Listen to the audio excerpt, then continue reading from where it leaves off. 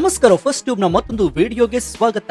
ಭಾರತದ ರಾಜಕಾರಣ ದಿಕ್ಕುದೆಸೆಯನ್ನು ನಿರ್ಧರಿಸುವಂತಹ ಅತಿದೊಡ್ಡ ರಣರಂಗ ಅದು ಉತ್ತರ ಪ್ರದೇಶ. ಸಿಎಂ ಯೋಗಿ ಆದಿತ್ಯನಾಥ್ ಅವರ ನೇತೃತ್ವದಲ್ಲಿ ಅಖಂಡ ಹಿಂದೂ ಅಸ್ಮಿತೆಯ ಭದ್ರಕೋಟೆಯಾಗಿ ಮಾರ್ಪಟ್ಟಿರುವಂತಹ ಈ ರಾಜ್ಯದ ಮೇಲೆ ಈಗ ಹೈದರಾಬಾದ್ ನಿಂದ ಒಂದು ಬಿರುಗಾಳಿ ಅಪ್ಪಳಿಸಲು ಸಿದ್ಧವಾಗಿದೆ. ಹೌದು, ಈ 2027ರ ಉತ್ತರ ಪ್ರದೇಶ ವಿಧಾನಸಭಾ ಚುನಾವಣೆಗೆ ಈಗಿನಿಂದಲೇ ಕಹಳೆ ಮೊಳಗಿದೆ. ಈ ಮಹಾ ಸಂಗ್ರಾಮದ ಕಣಕ್ಕೆ ಎಎಂಐಎ ನಾಯಕ ಅಸಾದುದ್ದೀನ್ ಓವೈಸಿ ಲಗ್ಗೆ ಇಟ್ಟಿದ್ದಾರೆ. ನಿಮ್ಗೆಲ್ಲರಿಗೂ ನೆನಪಿರಬಹುದು, ಈ ಹಿಂದೆ ಅಸಾದುದ್ದೀನ್ ಓವೈಸಿ ಅವರ ಸಹೋದರ ಅಕ್ಬರುದ್ದೀನ್ ಓವೈಸಿ ಹೈದರಾಬಾದ್ ನಲ್ಲಿ ಒಂದು ವಿವಾದಾತ್ಮಕ ಬೆಂಕಿಯುಗುಳುವಂತಹ ಹೇಳಿಕೆಯನ್ನು ನೀಡಿದ್ರು. ಕೇವಲ 15 ನಿಮಿಷ ಪೊಲೀಸರನ್ನ ಹಿಂದಕ್ಕೆ ಕರೆಸಿಕೊಳ್ಳಿ, ನಾವು ಯಾರು, ನಮ್ಮ ತಾಕತ್ತು ಏನು ಅಂತ ಹಿಂದೂಗಳಿಗೆ ತೋರಿಸ್ತೀವಿ ಅಂತ ಗುಡುಗಿದ್ರು. ಆ ಮಾತುಗಳು ಇಂದಿಗೂ ಕೂಡ ಭಾರತೀಯರ ಕಿವಿಯಲ್ಲಿ ಗುಯ್ಗುಡ್ತಾ ಇದೆ. ಆದ್ರೆ ಇಂದು ಕಾಲ ಬದಲಾಗಿದೆ. ಅದೇ ಓವೈಸಿ ಬಣ ಇವತ್ತು ಪ್ರಖರ ಹಿಂದುತ್ವದ ಐಕಾನ್ ಬುಲ್ಡೋಸರ್ ಬಾಬಾ ಎಂದೇ ಖ್ಯಾತಿಯಾಗಿರುವಂತಹ ಯೋಗಿ ಆದಿತ್ಯನಾಥ್ ಆಳುತ್ತಾ ಇರುವಂತಹ ಉತ್ತರ ಪ್ರದೇಶದ ಗಡಿಯೊಳಗೆ ಹೆಜ್ಜೆ ಇಟ್ಟಿದೆ. ಇದು ಸಾಮಾನ್ಯ ಹೆಜ್ಜೆಯಲ್ಲ. ಮುಂಬರುವ 2027ರ ಚುನಾವಣೆಗಾಗಿ ಹೆಣೆದಿರುವಂತಹ ಬೃಹತ್ ಟೂಲ್ ಕಿಟ್ ಮತ್ತು ರಾಜಕೀಯ ಚದುರಂಗದಾಟದ ಆರಂಭ. ಹಾಗಾದ್ರೆ ಹಿಂದೂ ಭದ್ರಕೋಟೆಗೆ ನುಗ್ಗಿರುವ ಓವೈಸಿಯ ಅಸಲಿ ಪ್ಲಾನ್ ಏನು? ಯೋಗಿ ಆದಿತ್ಯನಾಥ್ ಅವರನ್ನ ಎದುರಿಸಲು ಓವೈಸಿ ತಂದಿರುವ ಅಸ್ತ್ರಗಳು ಏನೇನು? ಓವೈಸಿಯ ಆಗಮನದಿಂದ ವೋಟ್ ಬ್ಯಾಂಕ್ ಛಿದ್ರವಾಗುತ್ತಾ? ಹಾಗಾದ್ರೆ ಇದರಲ್ಲಿ ಲಾಭ ಯಾರಿಗೆ, ನಷ್ಟ ಯಾರಿಗೆ? ಅಖಿಲೇಶ್ ಯಾದವ್ ಅವರ ನಿದ್ದೆಗೆಡಿಸಿರುವುದು ಯಾಕೆ? ಈ ಎಲ್ಲಾ ಮಾಹಿತಿಯನ್ನ ಇವತ್ತಿನ ಈ ವಿಡಿಯೋದಲ್ಲಿ ನೋಡೋಣ. ಆದ್ರೆ ಅದಕ್ಕೂ ಮುನ್ನ, ಹಿಂದೂ ಭದ್ರಕೋಟೆಯಲ್ಲಿ ಓವೈಸಿ ಅಧಿಕಾರವನ್ನ ಪಡೆಯೋದು ಅಷ್ಟು ಸುಲಭನಾ? ಹಿಂದೂ ಭದ್ರಕೋಟೆಯಾಗಿರುವಂತಹ ಉತ್ತರ ಪ್ರದೇಶವನ್ನ ಮುಸ್ಲಿಮರ ಓವೈಸಿ ಆಳ್ತಾರಾ, ಅಥವಾ ಸಿಎಂ ಯೋಗಿ ಆದಿತ್ಯನಾಥ್ ಓವೈಸಿಯ ಪ್ಲಾನ್ ಅನ್ನ ಫ್ಲಾಪ್ ಮಾಡ್ತಾರಾ? ಹೌದು ಅಂತಾದ್ರೆ ಎಸ್ ಅಂತ ಕಮೆಂಟ್ ಮಾಡಿ ಹಾಗೂ ವಿಡಿಯೋಗೆ ಲೈಕ್ ಕೊಡಿ. ಜೊತೆಗೆ ನೀವು ಯೋಗಿ ಆದಿತ್ಯನಾಥ್ ಅವರ ಫ್ಯಾನ್ ಆಗಿದ್ರೆ ಜೈ ಯೋಗಿ ಅಂತ ಕಮೆಂಟ್ ಮಾಡಿ. ಉತ್ತರ ಪ್ರದೇಶದಲ್ಲಿ ಯೋಗಿ ಆದಿತ್ಯನಾಥ್ ಅವರು ಕೇವಲ ಮುಖ್ಯಮಂತ್ರಿಯಲ್ಲ, ಅವರೊಂದು ಬ್ರ್ಯಾಂಡ್. ಅಪರಾಧ ಮುಕ್ತ ರಾಜ್ಯ, ಗಲಭೆಕೋರರಿಗೆ ಸಿಂಹ ಸ್ವಪ್ನ, ಹಿಂದೂ ಧರ್ಮದ ರಕ್ಷಕ ಎಂಬ ಇಮೇಜ್ ಯೋಗಿ ಅವರದ್ದು. 2027ರಲ್ಲಿ ಯೋಗಿ ಆದಿತ್ಯನಾಥ್ ಅವರು ಮತ್ತೆ ಮುಖ್ಯಮಂತ್ರಿಯಾದ್ರೆ ಕೇವಲ ಉತ್ತರ ಪ್ರದೇಶದಲ್ಲಿ ಮಾತ್ರವಲ್ಲ, ಇಡೀ ದೇಶದಲ್ಲಿ ಹಿಂದೂ ಶಕ್ತಿ ಊಹಿಸಲಾಗದಷ್ಟು ದೊಡ್ಡ ಮಟ್ಟದಲ್ಲಿ ವರ್ಧನೆಯಾಗುತ್ತೆ. ಈ ಸತ್ಯ ಎಡಪಂಥೀಯರಿಗೆ ಮತ್ತು ಮತಾಂಧ ಶಕ್ತಿಗಳಿಗೆ ನಡಕ ಹುಟ್ಟಿಸಿದೆ. ಯೋಗಿ ಮತ್ತೆ ಬಂದ್ರೆ ತಮ್ಮ ಬೇಳೆ ಬೇಯೋದಿಲ್ಲ ಎಂಬಂತಹ ಆತಂಕ ಅವರನ್ನ ಕಾಡ್ತಾ ಇದೆ. ಇದಕ್ಕಾಗಿಯೇ ಈಗಿನಿಂದಲೇ ಯೋಗಿ ವಿರುದ್ಧ ಟೂಲ್ ಕಿಟ್ಗಳು ತಯಾರಾಗ್ತಾ ಇವೆ. ಒಮ್ಮೆ 2022ರ ವಿಧಾನಸಭಾ ಚುನಾವಣೆಯ ಇತಿಹಾಸವನ್ನ ಮೆಲುಕು ಹಾಕಿ. 2022ರಲ್ಲಿ ಭಾರತೀಯ ಜನತಾ ಪಾರ್ಟಿ ಅಂದ್ರೆ ಬಿಜೆಪಿ ಒಂಟಿಯಾಗಿ ಹೋರಾಡಿ ಬರೋಬ್ಬರಿ 256 ಸ್ಥಾನಗಳನ್ನ ಗಳಿಸಿತ್ತು.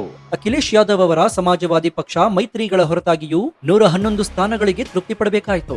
ಆಶ್ಚರ್ಯಕರ ಸಂಗತಿ ಏನಂದ್ರೆ, ಆ ಚುನಾವಣೆಯಲ್ಲಿ ಓವೈಸಿ ಅವರ ಎಐಎಂಐಎಂ ಪಕ್ಷ ಪಡೆದಿದ್ದು ಕೇವಲ 0.5% ಮತಗಳನ್ನ ಮಾತ್ರ, ಅಂದ್ರೆ ನೋಟಾಗಿಂತಲೂ ಕಡಿಮೆ. ಆದ್ರೆ ಈಗ ಕಥೆ ಬದಲಾಗಿದೆ. ಕೇವಲ 0.5% ಮತ ಪಡೆದಿದ್ದಂತಹ ಓವೈಸಿ 2027ರ ಹೊತ್ತಿಗೆ ಇಷ್ಟೊಂದು ಆತ್ಮವಿಶ್ವಾಸದಿಂದ ಕಣಕ್ಕಿಳಿತಾ ಇರೋದು ಹೇಗೆ? ಈ ಮ್ಯಾಜಿಕ್ ಏನಂದ್ರೆ, ಅದೇ ಓವೈಸಿ ಅವರ ರಹಸ್ಯಾಸ್ತ್ರ. ಉತ್ತರ ಪ್ರದೇಶದಲ್ಲಿ ಸುಮಾರು 4.25 ಕೋಟಿ ಮುಸಲ್ಮಾನರಿದ್ದಾರೆ. ಇಷ್ಟು ದಿನ ಆ ಮತಗಳು ಸಮಾಜವಾದಿ ಪಕ್ಷ, ಬಿಎಸ್ಪಿ ಅಥವಾ ಕಾಂಗ್ರೆಸ್ ಪಾಲಾಗ್ತಾ ಇದ್ವು. ಆದ್ರೆ ಈಗ ಓವೈಸಿ ಒಂದು ಅದ್ಭುತವಾದ ಮೈಕ್ರೋ ಲೆವೆಲ್ ತಂತ್ರಗಾರಿಕೆ ಮಾಡಿದ್ದಾರೆ. ಉತ್ತರ ಪ್ರದೇಶದಲ್ಲಿ 4.25 ಕೋಟಿ ಮುಸಲ್ಮಾನರ ಪೈಕಿ ಈಗಾಗಲೇ ಸುಮಾರು 1 ಕೋಟಿಗೂ ಹೆಚ್ಚು ಜನ ತಲಾ ₹10 ನೀಡಿ ಎಐಎಂಐಎಂ ಪಕ್ಷದ ಅಧಿಕೃತ ಸದಸ್ಯತ್ವ ಪಡೆದಿದ್ದಾರೆ. ಹೌದು, ಇದು ಸಾಮಾನ್ಯ ಅಂಕಿಅಂಶವಲ್ಲ. 1 ಕೋಟಿ ಸದಸ್ಯರು ಅಂದ್ರೆ ಕನಿಷ್ಠ 1 ಕೋಟಿ ಖಚಿತ ಮತಗಳು ಓವೈಸಿ ಜೇಬಿನಲ್ಲಿ ಎಂದರ್ಥ. ಇದಕ್ಕೆ ಪ್ರಮುಖ ಕಾರಣ ಕೂಡ ಇದೆ. ದಶಕಗಳಿಂದ ಉತ್ತರ ಪ್ರದೇಶದ ಮುಸಲ್ಮಾನರು ಮುಲಾಯಂ ಸಿಂಗ್ ಯಾದವ್, ಅಖಿಲೇಶ್ ಯಾದವ್ ಹಾಗೂ ಮಾಯಾವತಿ ಅವರನ್ನ ಬೆಂಬಲಿಸಿಕೊಂಡು ಬಂದಿದ್ರು. ನಮ್ಮನ್ನ ರಕ್ಷಿಸ್ತಾರೆ, ನಮಗೆ ಅಧಿಕಾರ ಕೊಡ್ತಾರೆ ಅಂತ ನಂಬಿದ್ರು. ಆದ್ರೆ ಮುಸಲ್ಮಾನರಿಗೆ ಈಗ ಒಂದು ಸತ್ಯಾರ್ಥವಾಗಿದೆ. ನಮ್ಮನ್ನ ಕೇವಲ ವೋಟ್ ಬ್ಯಾಂಕ್ ಆಗಿ ಬಳಸಿಕೊಳ್ತಾ ಇದ್ದಾರೆ ವಿನಃ ನಮಗೆ ರಾಜಕೀಯ ಅಧಿಕಾರವಾಗಲಿ ಪ್ರಾತಿನಿಧ್ಯವಾಗಲಿ ಸಿಗೋದಿಲ್ಲ ಅಂತ. ಆ ಸಮಾಧಾನವನ್ನೇ ಓವೈಸಿ ಬಂಡವಾಳವನ್ನ ಮಾಡ್ಕೊಂಡಿದ್ದಾರೆ. ನಮ್ಮ ಹಕ್ಕು ನಾವೇ ಪಡೆದುಕೊಳ್ಳಬೇಕು, ನಮ್ಮದೇ ನಾಯಕನನ್ನ ಆಯ್ಕೆ ಮಾಡೋಣ ಎಂಬಂತಹದ್ದು ಓವೈಸಿ ಅವರ ಕರೆಗೆ ಮುಸ್ಲಿಂ ಯುವಕರು ಆಕರ್ಷಿತರಾಗಿದ್ದಾರೆ. ಜೊತೆಗೆ ಇತ್ತೀಚೆಗೆ ಮಹಾರಾಷ್ಟ್ರದ ನಗರಸಭಾ ಚುನಾವಣೆಯಲ್ಲಿ ಓವೈಸಿ ಪಕ್ಷ ಕಂಡಂತಹ ಭರ್ಜರಿ ಯಶಸ್ಸು ಅವರ ಕಾರ್ಯಕರ್ತರಲ್ಲಿ ಹೊಸ ರಕ್ತ ಸಂಚಲನವನ್ನ ಮೂಡಿಸಿದೆ. ಮಹಾರಾಷ್ಟ್ರದಲ್ಲಿ ಗೆದ್ದ ನಾವು ಯುಪಿಯಲ್ಲಿಯೂ ಕೂಡ ಗೆಲ್ಲಬಹುದು ಎಂಬಂತಹ ಹುಮ್ಮಸ್ಸು ಅವರಲ್ಲಿದೆ. ಈಗ ಅತಿ ಮುಖ್ಯವಾದ ಪ್ರಶ್ನೆ ಏನಂದ್ರೆ, ಓವೈಸಿ ಯುಪಿ ಪ್ರವೇಶದಿಂದ ಲಾಭ ಯಾರಿಗೆ, ನಷ್ಟ ಯಾರಿಗೆ?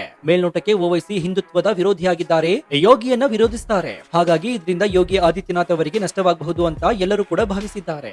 ಆದ್ರೆ ನಿಮ್ಮ ಲೆಕ್ಕಾಚಾರ ಸಂಪೂರ್ಣ ತಪ್ಪು. ನಿಜವಾದ ನಷ್ಟ, ಅಸಲಿಗೆ ಆತಂಕ ಶುರುವಾಗಿರೋದು ಸಮಾಜವಾದಿ ಪಕ್ಷ ಅಖಿಲೇಶ್ ಯಾದವ್ ಅವರಿಗೆ. ಹೌದು, ಓವೈಸಿಯ ಹೆಜ್ಜೆ ಸಮಾಜವಾದಿ ಪಕ್ಷದ ಸೈಕಲ್ ಪಂಚರ್ ಮಾಡುವಂತಹ ಪಕ್ಕಾ ಪ್ಲಾನ್ ಆಗಿದೆ. ಈ ಲೆಕ್ಕಾಚಾರವನ್ನ ಒಮ್ಮೆ ನೋಡಿ. 2022ರ ಚುನಾವಣೆಯಲ್ಲಿ ಅಖಿಲೇಶ್ ಯಾದವ್ ಅವರ ಪಕ್ಷ 32% ಬೃಹತ್ ವೋಟ್ ಶೇರ್ ಅನ್ನ ಪಡೆದಿತ್ತು.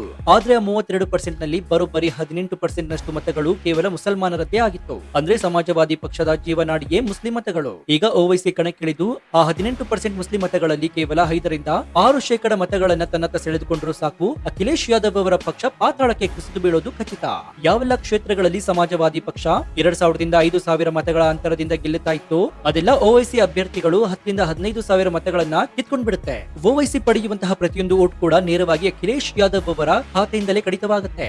ಇದೇ ಕಾರಣಕ್ಕೆ ಸಮಾಜವಾದಿ ಪಕ್ಷದ ಪಾಳೆಯದಲ್ಲಿ ಈಗ ನಡಕ ಶುರುವಾಗಿದೆ. ಹಾಗಾದ್ರೆ ಹಿಂದೂ ಭದ್ರಕೋಟೆಗೆ ಓವೈಸಿ ನುಗ್ಗಿದ್ರು ಕೂಡ ಯೋಗಿ ಆದಿತ್ಯನಾಥ್ ಮತ್ತು ಬಿಜೆಪಿ ಯಾಕೆ ನಿರಾಳವಾಗಿದ್ದಾರೆ?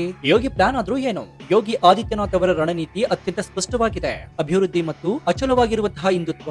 ಓವೈಸಿಯ ಆಕ್ರಮಣಕಾರಿ ಭಾಷಣಗಳು, ಮುಸ್ಲಿಂ ಮತಗಳ ಕ್ರೋಢೀಕರಣ ಹೆಚ್ಚಾದ್ರೂ ಕೂಡ ಅದಕ್ಕೆ ಪ್ರತಿಯಾಗಿ ಹಿಂದೂ ಮತಗಳು ಸಹಜವಾಗಿಯೇ ಒಂದಾಗುತ್ತವೆ ಎಂಬುದು ಬಿಜೆಪಿಯ ಲೆಕ್ಕಾಚಾರ. ಅಕ್ಬರುದ್ದೀನ್ ಓವೈಸಿಯ 15 ನಿಮಿಷದ ಹೇಳಿಕೆಯಾಗಲಿ, ಓವೈಸಿಯ ಪ್ರಚೋದನಾತ್ಮಕ ಭಾಷಣಗಳಾಗಲಿ ಹಿಂದೂಗಳನ್ನ ಮತ್ತಷ್ಟು ಒಗ್ಗೂಡಿಸಲು ಕಾರಣವಾಗುತ್ತೆ. ಇದರ ಜೊತೆಗೆ 2022ಕ್ಕಿಂತ 2027ಕ್ಕೆ ಬಿಜೆಪಿ ಯುಪಿಯಲ್ಲಿ ಮತ್ತಷ್ಟು ಬಲಿಷ್ಠವಾಗಲಿದೆ. ಈ ಹಿಂದೆ ಬಿಜೆಪಿಗೆ ಸವಾಲಾಗಿದ್ದಂತಹ ಓಂ ಪ್ರಕಾಶ್ ರಾಜ್ಭರ್ ಅವರ ಸುಹೇಲ್ ದೇವ್ ಭಾರತೀಯ ಸಮಾಜ ಪಾರ್ಟಿ, ಇದರ ಜೊತೆಗೆ ಜಯಂತ್ ಚೌಧರಿ ಅವರ ರಾಷ್ಟ್ರೀಯ ಲೋಕದಳ ಈಗ ಎನ್ಡಿಎ ಮೈತ್ರಿಕೂಟದ ಜೊತೆಗಿವೆ. ಜಯಂತ್ ಚೌಧರಿ ಅವರು ಬರೋದ್ರಿಂದ ಪಶ್ಚಿಮ ಯುಪಿಯ ನಿರ್ಣಾಯಕ ಜಾಟ್ ಮತಗಳು ಬಿಜೆಪಿಗೆ ಬಲವನ್ನ ತುಂಬಲಿವೆ. ರಾಜ್ಭರ್ ಬರೋದ್ರಿಂದ ಪೂರ್ವಾಂಚಲದಲ್ಲಿ ಓಬಿಸಿ ಮತಗಳು ಕ್ರೋಢೀಕರಣವಾಗುತ್ತೆ. ಒಂದ್ ಕಡೆ ಓವೈಸಿ ಮುಸ್ಲಿಂ ಮತಗಳನ್ನ ಒಡೆದು ವಿರೋಧ ಪಕ್ಷಗಳನ್ನ ದುರ್ಬಲಗೊಳಿಸ್ತಾ ಇದೆ. ಇನ್ನೊಂದು ಕಡೆ ಯೋಗಿ ಆದಿತ್ಯನಾಥ್ ತಮ್ಮ ಅಭಿವೃದ್ಧಿ, ಕಾನೂನು ಸುವ್ಯವಸ್ಥೆ ಮತ್ತು ಹೊಸ ಮೈತ್ರಿಗಳ ಮೂಲಕ ಹಿಂದೂ ಮತ್ತು ಓಬಿಸಿ ಮತಗಳನ್ನ ಬಲಪಡಿಸಿಕೊಳ್ತಾ ಇದೆ. ಹೀಗಾಗಿ ಓವೈಸಿಯ ಎಂಟ್ರಿಯಿಂದ ಬಿಜೆಪಿಗೆ ಆತಂಕಕ್ಕಿಂತ ಲಾಭವೇ ಹೆಚ್ಚು. ಇಲ್ಲಿ ಗಮನಿಸಬೇಕಾಗಿರೋ ಮತ್ತೊಂದು ಅಚ್ಚರಿಯ ಸಂಗತಿ ಏನಂದ್ರೆ, ಅಖಿಲೇಶ್ ಯಾದವ್ ಮಾಯಾವತಿ ಅಥವಾ ಕಾಂಗ್ರೆಸ್ ಜೊತೆ ಓವೈಸಿ ಮೈತ್ರಿ ಮಾಡ್ಕೊಳ್ಬಹುದಾ? ಖಂಡಿತ ಇಲ್ಲ. ಅಸದುದ್ದೀನ್ ಓವೈಸಿ ಅವರ ಮುಂದಿನ ದೊಡ್ಡ ತಂತ್ರವೇ ಒಂಟಿ ಹೋರಾಟ. ನಾವು ಯಾರೊಂದಿಗೂ ಮೈತ್ರಿ ಮಾಡಿಕೊಳ್ಳುವುದಿಲ್ಲ, ಸ್ವತಂತ್ರವಾಗಿ ಸ್ಪರ್ಧಿಸುತ್ತೇವೆ ಎಂಬುದು ಅವರ ಸ್ಪಷ್ಟ ನಿಲುವಾಗಿದೆ. ಇದರ ಹಿಂದಿರುವ ರಾಜಕೀಯ ವಿಜ್ಞಾನವನ್ನ ಓವೈಸಿ ಚೆನ್ನಾಗಿ ಅರಿತಿದೆ. ಒಂದ್ ವೇಳೆ ಅಖಿಲೇಶ್ ಯಾದವ್ ಜೊತೆ ಮೈತ್ರಿ ಮಾಡಿಕೊಂಡ್ರೆ ಮುಸ್ಲಿಂ ಮತಗಳು ಯಾದವ್ ಅಭ್ಯರ್ಥಿಗೆ ಸುಲಭವಾಗಿ ಬೀಳುತ್ತೆ. ಆದ್ರೆ ಮುಸ್ಲಿಂ ಅಭ್ಯರ್ಥಿ ನಿಂತಾಗ ಯಾದವ್ ಮತಗಳಾಗಲಿ ಮಾಯಾವತಿ ಅವರ ಜಟರ್ ಮತಗಳಾಗಲಿ ಮುಸ್ಲಿಂ ಅಭ್ಯರ್ಥಿಗೆ ವರ್ಗಾವಣೆಯಾಗೋದಿಲ್ಲ. ಈ ಕಟು ಸತ್ಯವನ್ನು ಅರಿತಿರುವಂತಹ ಓವೈಸಿ ಯಾರ ದಳವೂ ಆಗದೆ ತಾವೇ ಸ್ವತಃ ಕಿಂಗ್ ಮೇಕರ್ ಆಗಲು ಹೊರಟಿದ್ದಾರೆ. ಇನ್ನು ಮುಂಬರುವ 2027ರ ಉತ್ತರ ಪ್ರದೇಶ ವಿಧಾನಸಭೆ ಕೇವಲ ಒಂದು ಚುನಾವಣೆಯಾಗಿ ಉಳಿಯೋದಿಲ್ಲ, ಅದೊಂದು ಮಹಾಭಾರತದ ಕುರುಕ್ಷೇತ್ರವಾಗಿ ಬದಲಾಗುತ್ತೆ. ಹಿಂದೂ ಭದ್ರಕೋಟೆಯ ರಕ್ಷಕನಾಗಿ ಯೋಗಿ ಆದಿತ್ಯನಾಥ್ ತಮ್ಮ ಚಕ್ರವ್ಯೂಹವನ್ನ ಮತ್ತಷ್ಟು ಬಿಗಿಗೊಳಿಸ್ತಾ ಇದ್ದಾರೆ. ಈ ಚಕ್ರವ್ಯೂಹವನ್ನ ಭೇದಿಸಲು ಓವೈಸಿ ಮುಸ್ಲಿಂ ಮತ ಬ್ಯಾಂಕ್ ಎಂಬಂತಹ ಅಸ್ತ್ರದೊಂದಿಗೆ ನುಗ್ತಾ ಇದೆ. ಇದರಿಂದ ಅಖಿಲೇಶ್ ಯಾದವ್ ಅವರ ಕನಸಿನ ಅರಮನೆ ಛಿದ್ರ ಛಿದ್ರವಾಗುವ ಭೀತಿಯಲ್ಲಿದೆ. ಇಲ್ಲಿ ಯಾರಿಗೆ ಲಾಭ ಯಾರಿಗೆ ನಷ್ಟ ಕಾಲವೇ ಉತ್ತರಿಸಬೇಕು. ಆದ್ರೆ ಒಂದು ಮಾತಂತರೂ ಸತ್ಯ, ಓವೈಸಿಯ ಪ್ರವೇಶದಿಂದ ಉತ್ತರ ಪ್ರದೇಶದ ಚುನಾವಣಾ ಕಣ ದಿನದಿಂದ ದಿನಕ್ಕೆ ರಂಗೇರ್ತಾ ಇದ್ದು ಭಾರತೀಯ ರಾಜಕಾರಣದ ಚಿತ್ರಣವೇ ಬದಲಾಗ್ತಾ ಇದೆ. ಕಾದ್ ನೋಡೋಣ 2027ರ ಸಿಂಹಾಸನ ಯಾರ ಪಾಲಾಗುತ್ತೆ ಅಂತ.